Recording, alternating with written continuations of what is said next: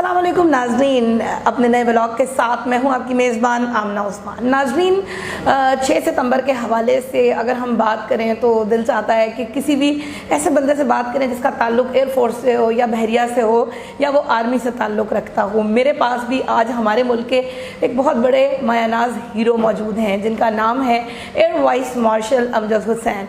ये 1965 के भी हीरो हैं, 1971 की वॉर के भी हीरो हैं। साथ ही साथ इन्होंने एक और जंग में हिस्सा लिया जो कि थी 1973 की अरब इसराइल वॉर। वहाँ पे उनको चीफ ऑफ एयर स्टाफ ने स्पेशली बुलाया और फिर उनको एक अहम टास्क उनको दिया। मेरे साथ इस वक्त मौजूद हैं, आइए उनसे बात करते हैं और जानते हैं कि उस जंग में उनके साथ क्या क्या हुआ था। जी अस्सलाम वालेकुम। वालेकुम अस्सलाम। अच्छा सर, मुझे ये बताएं कि अरब की और इसराइल की वॉर के बारे में आपने उस जंग में हिस्सा भी लिया। क्या ऐसा हुआ था कि आपको इस जंग के लिए बुलाया गया और फिर आपने इसको कमांड किया? 1973 में जब अरब इसराइल की वॉर शुरू हुई है तो भुट्टो साहब ने अनवर सादात को रिंग किया और कहा कि जी आपको अगर कोई मदद चाहिए तो हम आपकी मदद कर सकते हैं। लेकिन अनफॉर्चुनेटली उस वक्त उन्होंने नया सुएज़ कैनाल क्रॉस किया था तो उन्होंने कहा नहीं जी आपकी कोई ज़रूरत नहीं है। हमने कहा ठीक है। ऐसा हुआ कि मुझे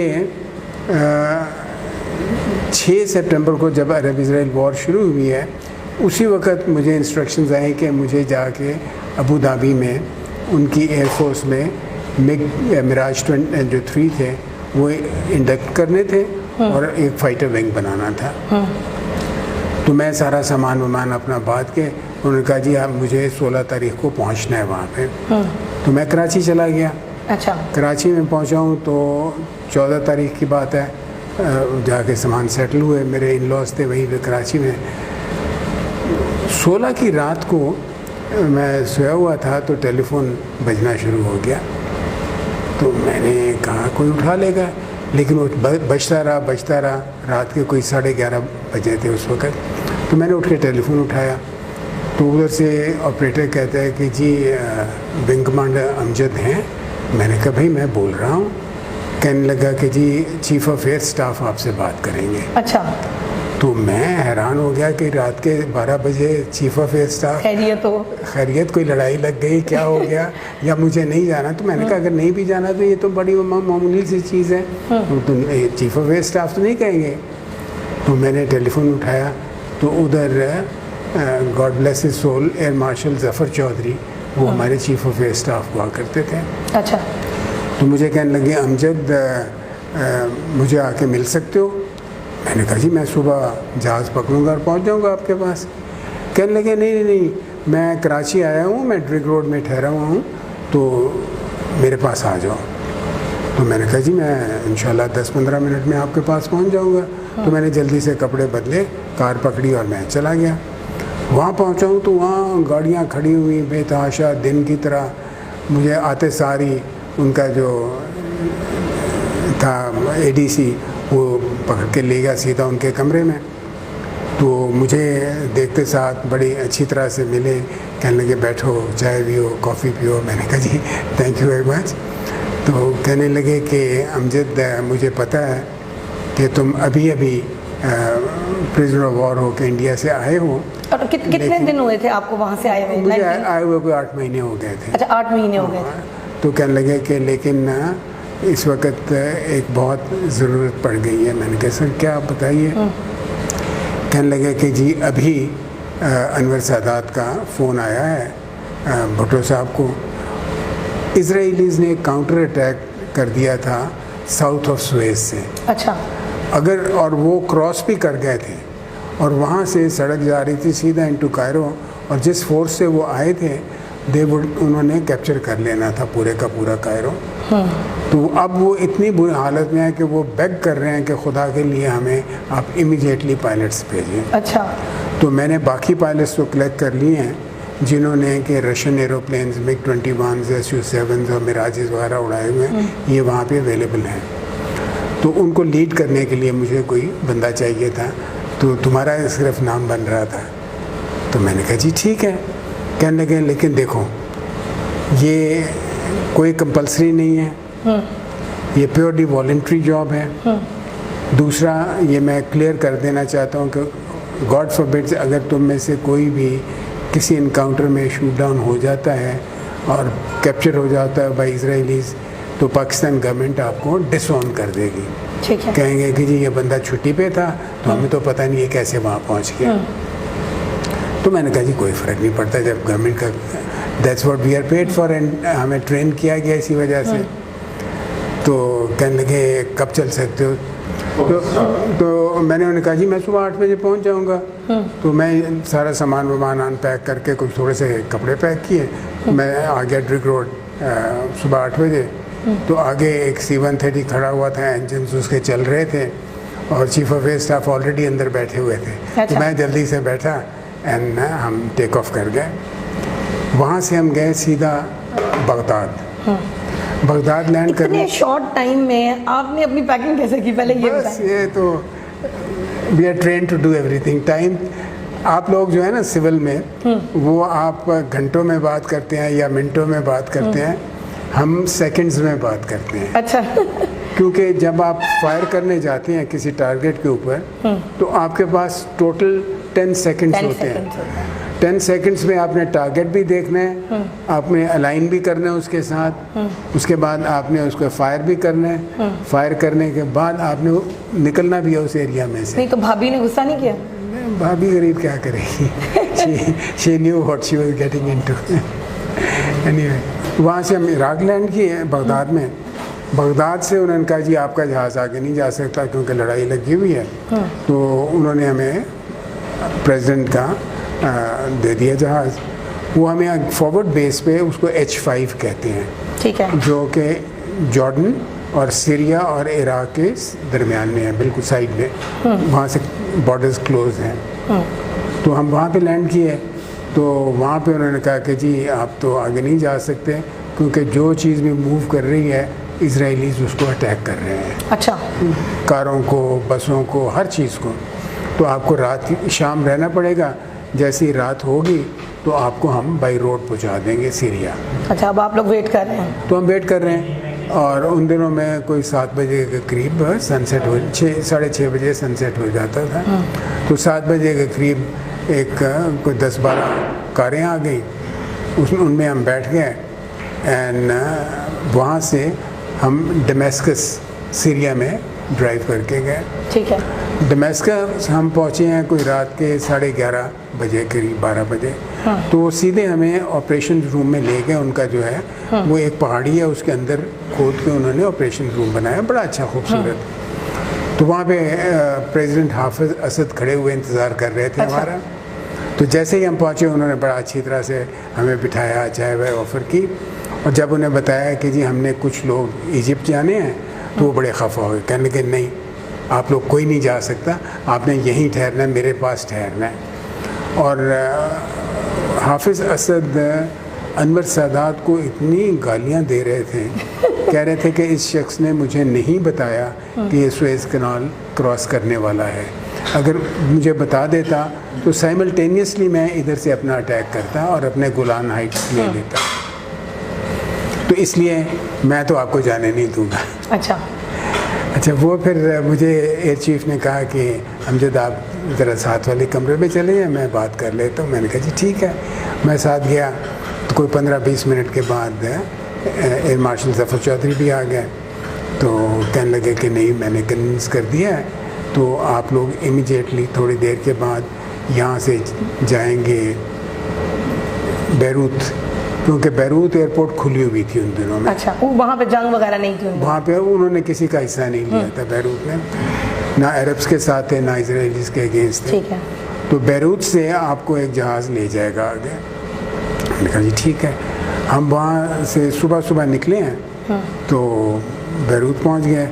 बैरूत पहुँचे तो वो कहने लगे जी जिस जहाज़ ने आपको लेके जाना था वो तो चला गया, तो अब आपको वेट करना पड़ेगा, तो आपको नया चार्टर करके देते हैं।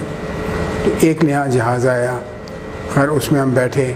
वहाँ से हम माल्टा गए, माल्टा से हम बेंगाज़ी गए क्योंकि उस वॉर एरिया को अवॉइड करते हुए। तो बेंगाजी में हम जब पहुँचे हैं तो उस वक्त मेरे ख्याल में आफ्टरनून थी, कुछ 4 बजे थे। तो वो कहने लगे कि नहीं जी अब आगे नहीं जा सकते, रात को एक इजिप्शियन एयरफोर्स का जहाज़ आएगा, वो आपको ले जाएगा। तो वहाँ पे 4 बजे से लेके हम कोई रात के 10 बजे तक वेट करते रहे। 10 बजे के करीब पता चला कि जी एक जहाज़ आ रहा है और वो लैंड कर गया। कोई 11 बजे के करीब ट्रांसपोर्ट जहाज़ था इजिप्शियन एयरफोर्स का, उसमें हम लोग पायलट्स और 7 कंट्रोलर हम बैठ गए। तो रात को फ्लाई करता हुआ वो ज़िगज़ैग में कायरो पहुंच गए। अच्छा। कायरो जब पहुंचे हैं तो उसी वक्त उन्होंने फटाफट हमें निकाल के जीपों में डाला और एक अननोन जगह की तरफ चल पड़े। और बाद में पता चला कि जी वो सुएज़ कनाल के पास एक बेस है, उसका नाम है इंशास एयर बेस। ठीक है। ये शुरू में जमाल अब्दुल नासिर से पहले किंग फारूक की पर्सनल बेस थी। तो वो अब कन्वर्ट हो गई थी आर्मी एयरफोर्स बेस में। वहाँ हम पहुँचे हैं सुबह 6 बजे के करीब, अभी सूरज निकला नहीं था। तो वहाँ पे कर्नल नबील शुक्री थे एक, तो उन्होंने देखते साथ ही बड़ी खुशी मनाई और मुझे कहने लगे कि sir you take over the base, it is yours and we are leaving. और मैंने कहा भाई कैसे, पूरी जान छुड़ाई। उन्होंने कहा कि जी ये आ गए। मैंने कहा ये जो MiG-21s हैं ये मैंने फ़्लाई किए हैं, बाकी लोगों ने भी फ़्लाई किए हुए हैं, लेकिन हमने किसी ने 4 साल पहले किया है, किसी ने 2 साल पहले किए हैं, तो हमने चेकआउट करना है इनको। तो मुझे एक ड्यूल जहाज़ ले दें तो हम चेकआउट करके will take over the duties. तो कहने लगे अच्छा। खैर बड़ा रिलेक्टेंटली कोई 10 बजे के करीब वो ड्यूल एयरक्राफ्ट आया। जल्दी जल्दी हमने एक दूसरे को चेकआउट किया। तो कोई मेरे ख्याल में 1:30-2 बजे के करीब हमने ड्यूटीज़ टेक ओवर कर ली।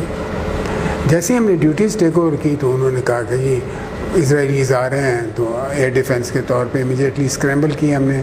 स्क्रैम्बल का मतलब है कि आप उसी वक्त टेक ऑफ करते हैं, 2 जहाज़ फुली आर्म्ड। तो जैसे हम पहुँचे हैं सुएज़ कनाल के ऊपर तो उन जहाज़ों ने इजरायलीज़ ने वापस टर्न कर दिया। तो ये होता रहा वहाँ पे अगले 2-3 दिनों में कि जैसे ही हम जाएं तो उसी वक्त वो जहाज़ टर्न अराउंड करके वापस इजराइल चले गए। जैसे कोई पहले से मुखबरी हो रही है। एग्जैक्टली ऐसे पता लग रहा था कि जैसे वो मॉनिटर कर रहे हैं। अच्छा। तो मैंने अपने जो रेडार पे लड़के पाकिस्तानी थे, मैंने उन्हें कहा कि बेटा देखो कोई और जहाज़ तो नहीं फ्लाई कर रहा। तो कहने लगे सर एक SR-71 ये स्पेशल रिकॉनेसेंस का जहाज़ होता है अमेरिकन का। अच्छा। वो 70,000 फुट की बुलंदी पे फ्लाई कर रहा है और वो सब कुछ मॉनिटर कर रहा है। अच्छा। तो हम उसको भी मॉनिटर कर रहे थे, तो हमने उनकी सुना है कि वो आपकी इन्फॉर्मेशन आगे इजरायलीज को कन्वे कर रहे हैं। आप जो बात कर रहे हैं वो सारी उन तक जा रही है। बात भी कर रहे हैं और उनको मिनट का कि जी आप टेक ऑफ करके आप यहाँ पे आप वहाँ पे, उनको इन्फॉर्मेशन मिल रही थी। मैंने कहा ये तो बड़ी बुरी बात हुई। खैर हमने दूसरे दिन आपस में बैठ के डिसाइड किया कि कल से इंग्लिश बंद। अच्छा। तो हमने पंजाबी में बातें करनी। अच्छा, पंजाबी में बिल्कुल। जैसे ही हमने स्टार्टअप करना पंजाबी में, वहाँ से टेक ऑफ करना वो भी पंजाबी में, अपने कंट्रोलर से बात करनी पंजाबी में, वो भी हमें गाइड करता था पंजाबी में।